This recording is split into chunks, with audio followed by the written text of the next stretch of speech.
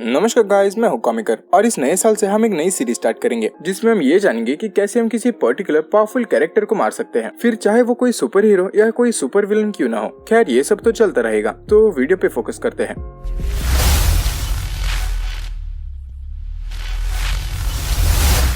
अब किसी को भी मारने से पहले हमें उसके बारे में थोड़ी जानकारी होनी जरूरी है, क्योंकि हमने हमेशा से ही क्राइम मूवी से सीखा है कि अटैकर को विक्टिम की सभी खूबियां और कमजोरियां पता होती है। तो बस हम भी Thor the God of thunder को मारने के लिए कुछ ऐसे ही फॉर्मूला का यूज करेंगे। तो सबसे पहले हम उसकी ओरिजिन देख लेते हैं, फिर उसके बाद उसकी पावर्स और वीकनेसेस, और आखिर में हम उसको कैसे मारेंगे या फिर कैसे मार सकते हैं वो देखेंगे।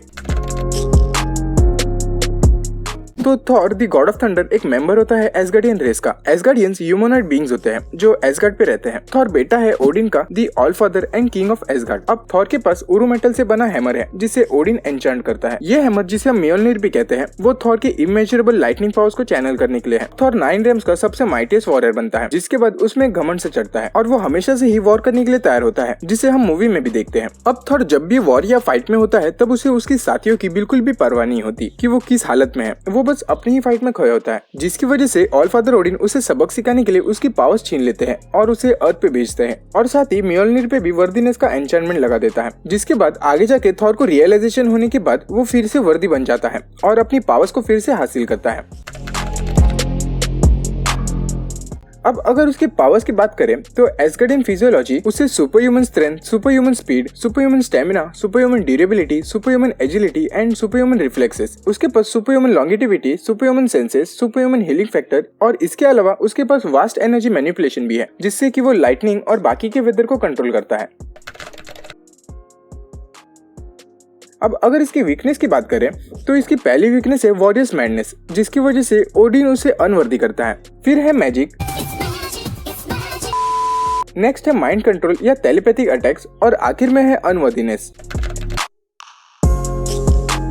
अब थॉर को मारने से पहले हम ये देखते हैं कि थॉर को अभी तक किसने और कैसे मारा है, और इसका बेस्ट एग्जांपल है डेडपुल, क्योंकि डेडपुल मार्वल यूनिवर्स के सभी कैरेक्टर्स को मार चुका है। तो डेडपुल थॉर को कुछ इस तरह से मारता है। वो पहले एंटमैन से पिम पार्टिकल चुराता है, और उसके बाद जब थॉर म्योल्निर फेंकने के बाद उसे वापस बुलाता है, तब डेडपुल एंटमैन की पिम पार्टिकल्स म्योल्निर पे फेंकता है, जिसके बाद म्योल्निर बड़ा होकर थॉर को पूरी तरह से अपने नीचे कुचल देता है। लेकिन ये पॉसिबल नहीं है, क्योंकि थॉर इससे भी कई ज्यादा पावरफुल है, और इसका बेस्ट एग्जाम्पल हमने एंड गेम में देखा था, जहाँ थॉर के कपड़े इतने ज्यादा ड्यूरेबल होते हैं कि वो न्यूट्रॉन स्टार के पावर से भी डैमेज नहीं होते। तो तुम इससे अंदाजा लगा ही सकते हो कि थॉर कितना ज्यादा पावरफुल है। लेकिन फिर भी अगर हम इस पॉसिबिलिटी को मान ले तो ये डेमोन्स्ट्रेट करता है कि थॉर को बहुत पावरफुल या हैवी ऑब्जेक्ट से मारा जा सकता है, फिर भले ही उसके पास सुपर ह्यूमन हीलिंग फैक्टर क्यों ना हो। वो हीलिंग फैक्टर डेडपुल, वुल्वरीन और हल्क जितना तेज नहीं है कि उसे तुरंत ही ठीक कर दे। अब इसके अलावा ऐसे बहुत से तरीके हैं जिससे थॉर को मारा जा सकता है। फॉर एग्जाम्पल, अगर किसी तरह से हम उसकी पावर्स को उससे छीन ले तो वो म्योल्निर उठा नहीं पाएगा, और ना ही वो लाइटनिंग को समन कर पाएगा, क्योंकि ऐसा कॉमिक्स में हुआ भी है। अब अगर तुम्हें एक्समैन की ये वाली मूवी याद है जिसमें रोग सभी की पावर्स छीनती है, तो इसी तरह रोग कॉमिक्स में भी थॉर की पावर्स छीनती है और लिटरली गॉड ऑफ थंडर बनती है, क्योंकि थॉर की पावर्स चुराने के बाद उसके पास सॉर्ट ऑफ थॉर की वर्दीनेस भी आ जाती है, जिससे कि वो म्योल्निर उठा पाती है। अब यहाँ वो थॉर को मारती नहीं है, बस वो उससे पावर्स छीनती है। लेकिन थॉर की पावर्स जाने के बाद वो एक नॉर्मल मॉर्टल बन जाता है, जिसे हम उसकी नस काट के भी मार सकते हैं।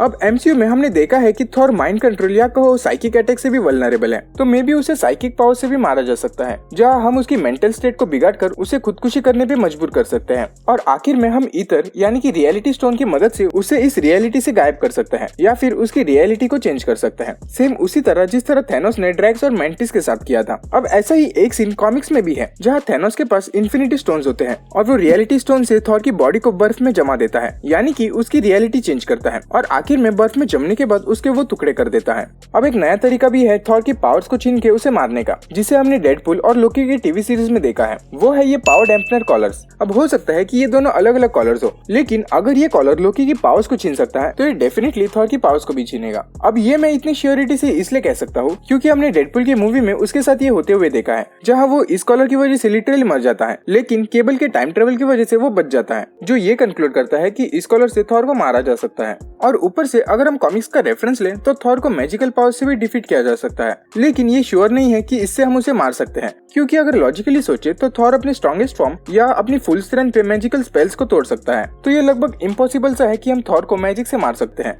अब अगर आपके पास कोई थ्योरी है या कोई तरीका है जिससे कि हम थॉर को मार सकते हैं तो हमारा कमेंट बॉक्स आपके जवाबों से भर दो। और अगर आपको ये वीडियो जरा भी अच्छी लगी और ऐसे ही अगर और भी सुपर हीरोज को मारना चाहते हो तो हमारे कमेंट बॉक्स में हमारे नेक्स्ट टारगेट का नाम लिख दो। तो बस आज के लिए इतना ही। अगर आपने हमारे इस ऑसम चैनल को सब्सक्राइब नहीं किया है तो जल्दी से कर लो, और वीडियो जरा भी पसंद आती हो तो इस वीडियो को लाइक और शेयर कर दो, क्योंकि Life is good, but it can be better. मेरे भाई का नाम क्या है? करने को करा दूं मैं भी छावनी परेड, पर अपने माथे पड़ते सारे बावली तरेड़। मुझसे पहले लड़के आ जाएंगे सूतने और तेरे लूप पे जूत बजे।